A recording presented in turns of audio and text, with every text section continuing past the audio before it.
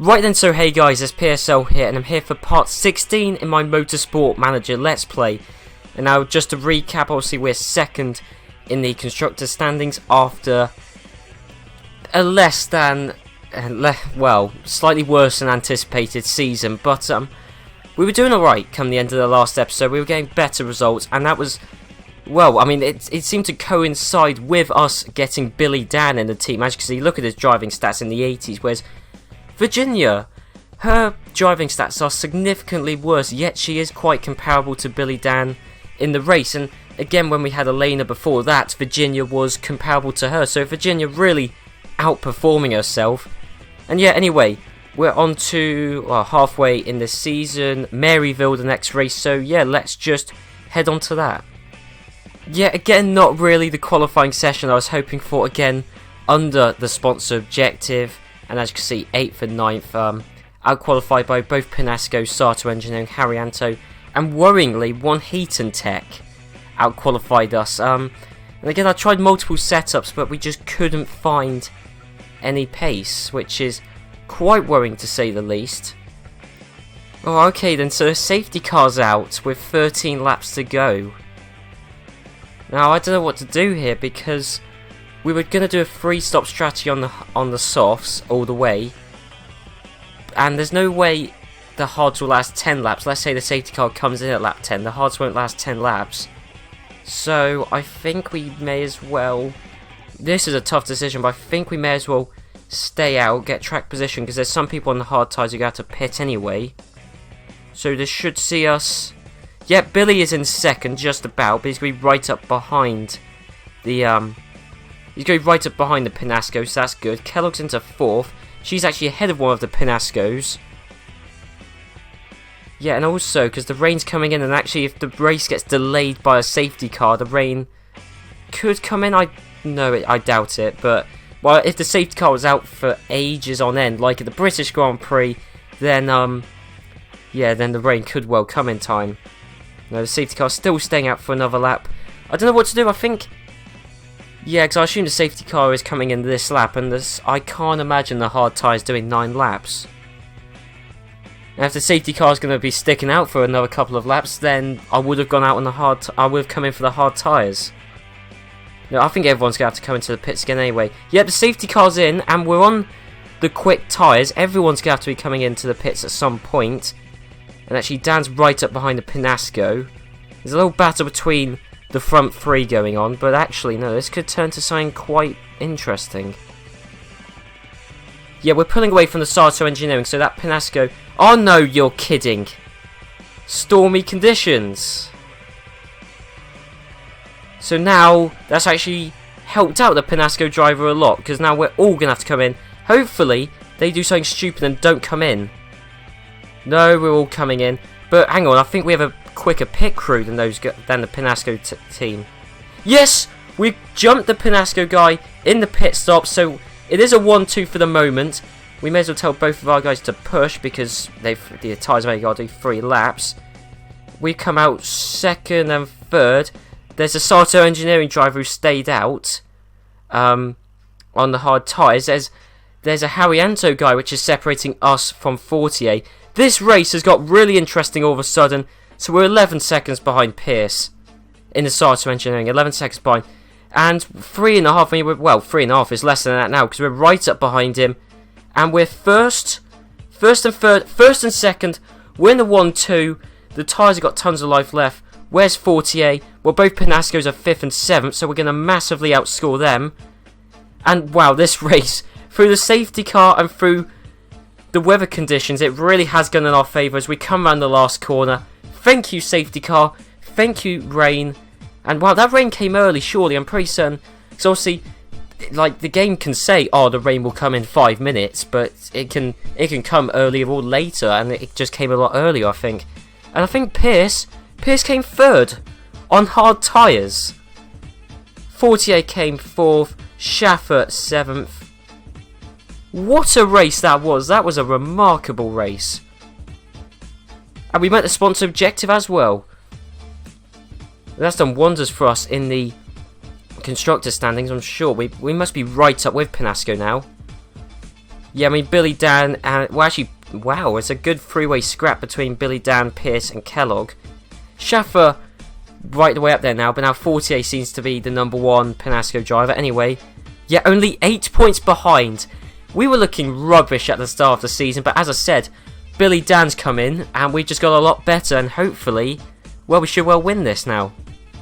So now Schaffer seems to be the quicker Penasco driver, and we're at Indianapolis. As I said, my favourite track on this game, or just any oval tracks. I think there's 2 oval tracks in this game, and I love racing around them because all you have to do, I mean, I guess with every other track it's debatable and kind of situational whether to go on the soft or hard tyres.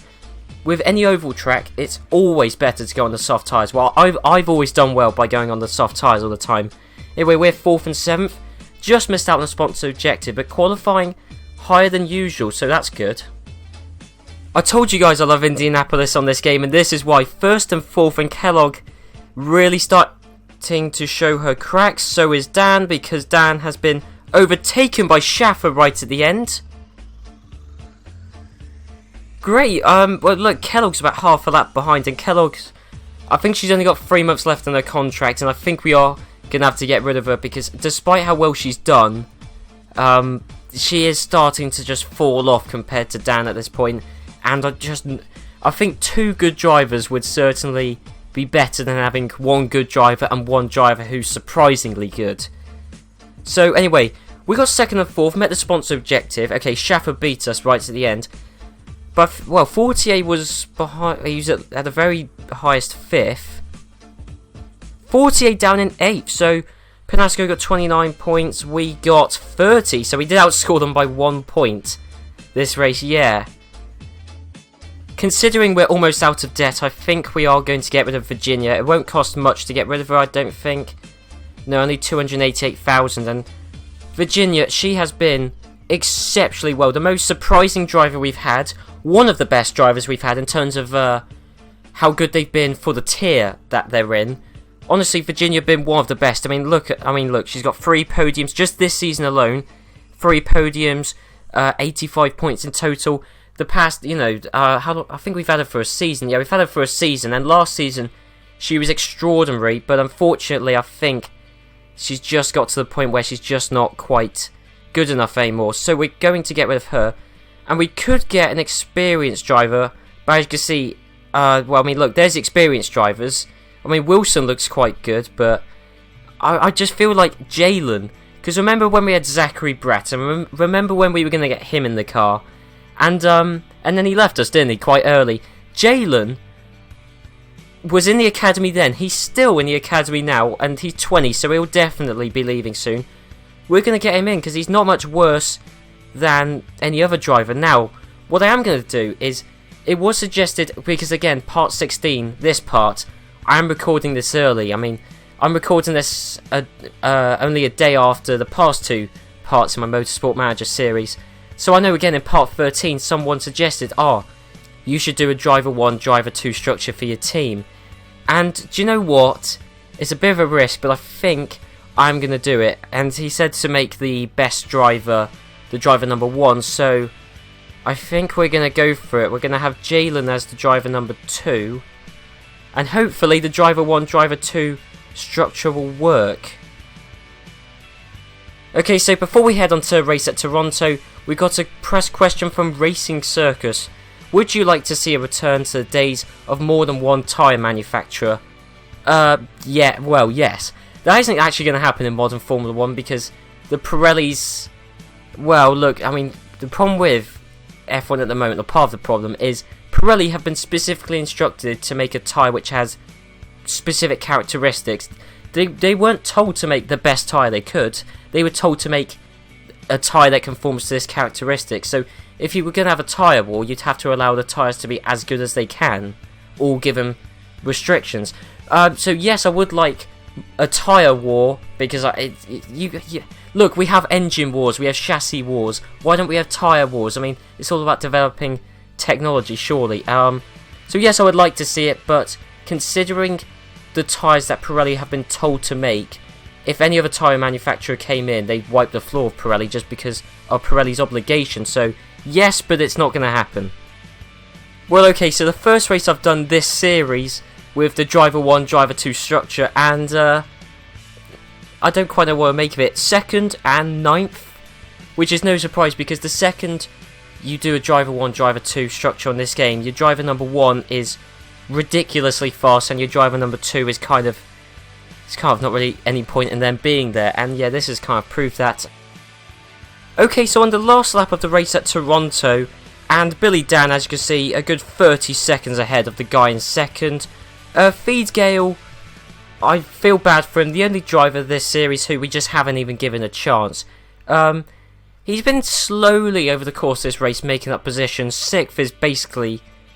well, actually no, he was in 5th at one point. And there you go, Billy Dan's won the race by an absolute landslide. The only good thing though is, as you can see, look, we got the Harriento driver in 2nd and the Heaton Tech driver in 3rd. They did different strategies, and as such, Schaffer's in 4th, and I've just noticed Fortier isn't there. Yep, Fortier retired, so actually, the win was dominant for us. Jalen did as well as he realistically could have done. And then Penasco screwed themselves over with their strategy, which dropped Schaffer from 2nd to 4th, and then Fortier retired. I guess the good thing about having a driver number 1 structure is it's a easy way to guarantee that you'll meet sponsor objectives both in qualifying and the race, because you know you'll have one driver up there. So it is good in that sense from a financial point of view, but from a moral point of view and from an entertainment point of view, not so much. But if it wins us a championship, I don't mind. But I reckon once we have the opportunity to put it back to 2 equal drivers, I will do that. But I know people were commenting saying they wanted driver 1, driver 2, and I did kind of want to show it off because it is in the game. So yeah, we are leading the Constructors' Championship, crucially, by a good 14 points. Right, well now this is interesting. In qualifying, it's just started raining, and both of our drivers seem to be improving their laps.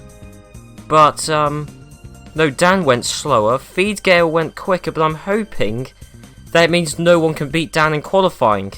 Unfortunately, both Penascos have already set decent laps, but I'm hoping that the rain has secured our position. 1st and 5th, especially 5th for Feedgale.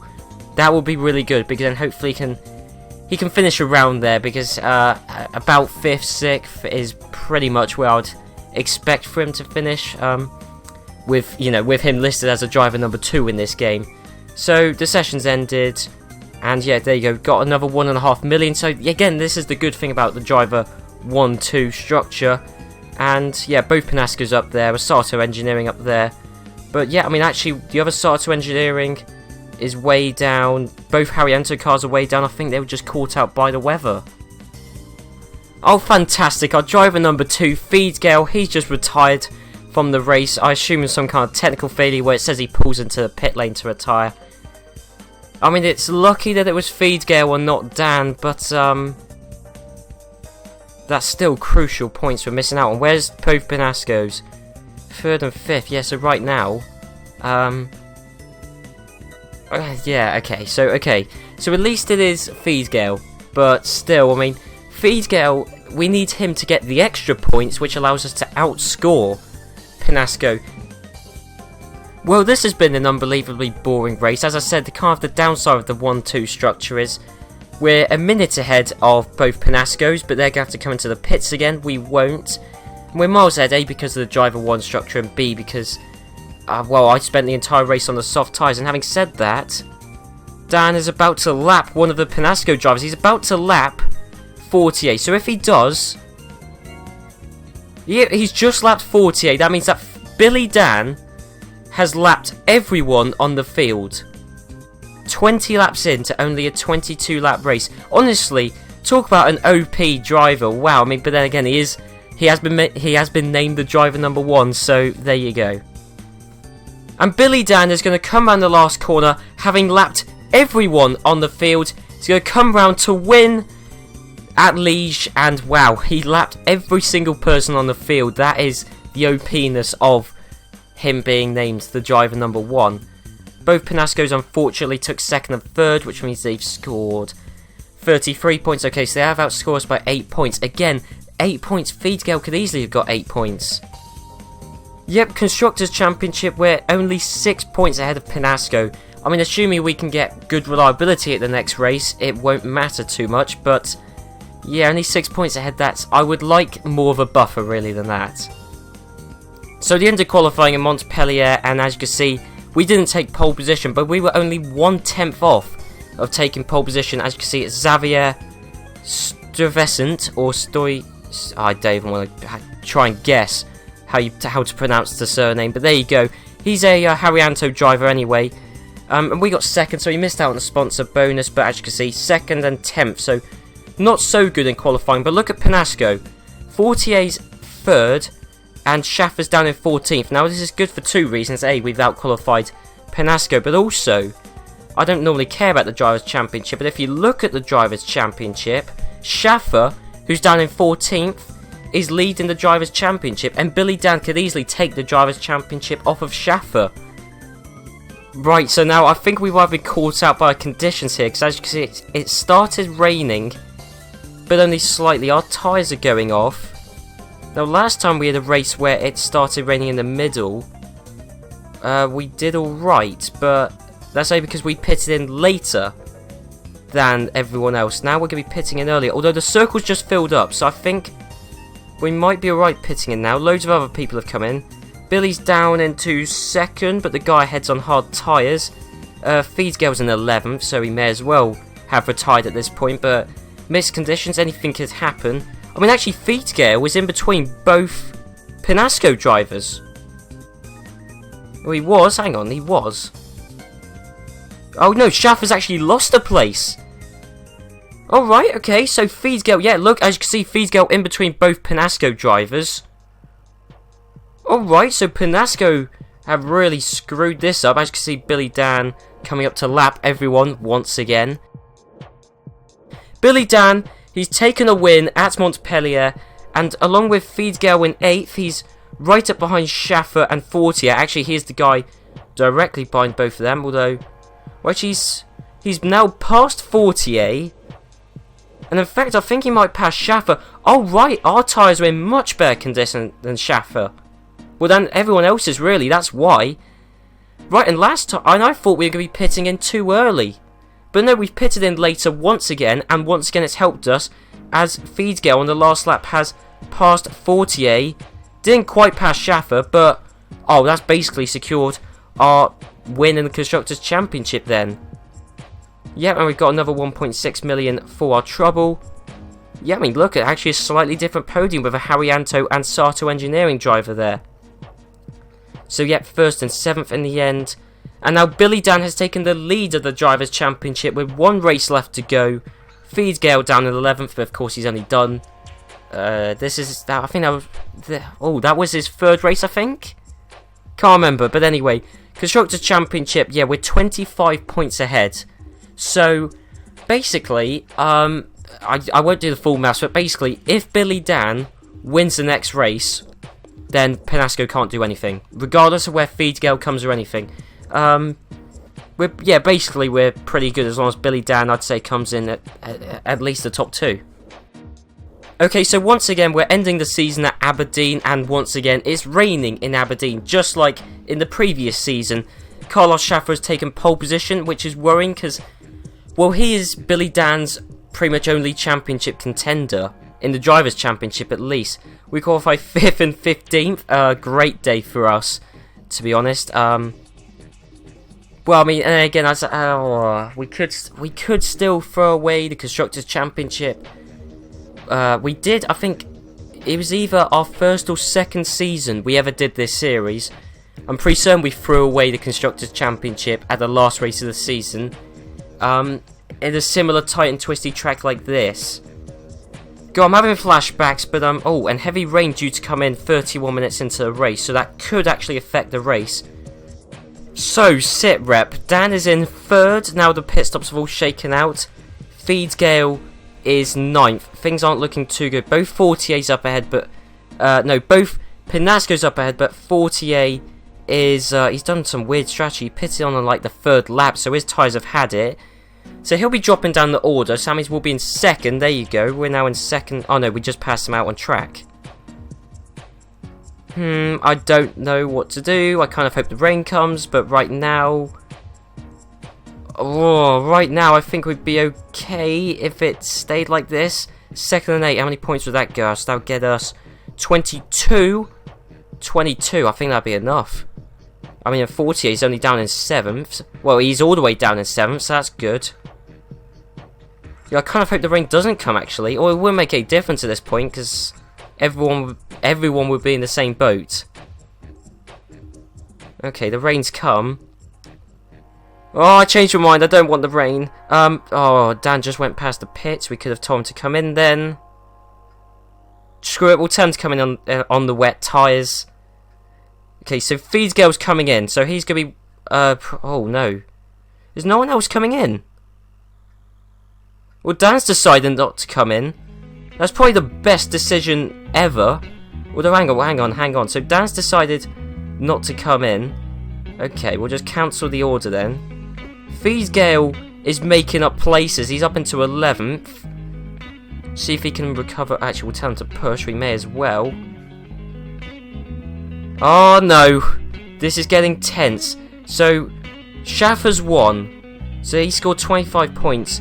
48 will score... Oh, so 25 to 18, 15, 12, 10. So, they're getting 35 overall. They're getting 35. That means we have to score more than 15. We've done it. Okay, we've done it. Okay, just Dan's points alone have guaranteed us success. Feedsgale, the only person to have actually fit on the wet tyres. Well, he finished 9th, so he did lose a place out of it. But, I think we've done it. We've scored 18 points. No, we scored 20 points. They've scored... Oh, I can't remember now. But, I think we've done it. I'm pretty certain we have. Let's have a look. I think Dan's... Yeah, Dan's... Actually, no, I think Dan's taken the Drivers' Championship by a point. No, he hasn't. He's lost it by a point. Billy Dan, heart-wrenching stuff. He led the Drivers' Championship for a race, and he's lost it by 1 point. Billy Dan, so dominant in the second half of the season. But then again, that is probably because we told you to be the driver 1, but losing out on the Drivers' Championship by a point, that is brutal. Feedsgale coming in 11th, but considering how few races he did, that's alright. Yep, we've won the Constructors' Championship by only 9 points. It was a really good battle with Penasco, one of the best battles we've had with any team in any championship we've done this series. That was really good, actually. So yeah, we've won the International Racing Championship. So that's one Tier 2 championship down, another one left to go. Also means we got 50 million prize money. I think so. Well, 50 million prize money. I think we had about 3 million in the bank. It's probably about 2 million now, like 2.5. Yeah, so that's how we'll end the season. Yep, $50 million. So we're... Wow. And actually, that's a different trophy. I quite like that. That's a nice little trophy, actually.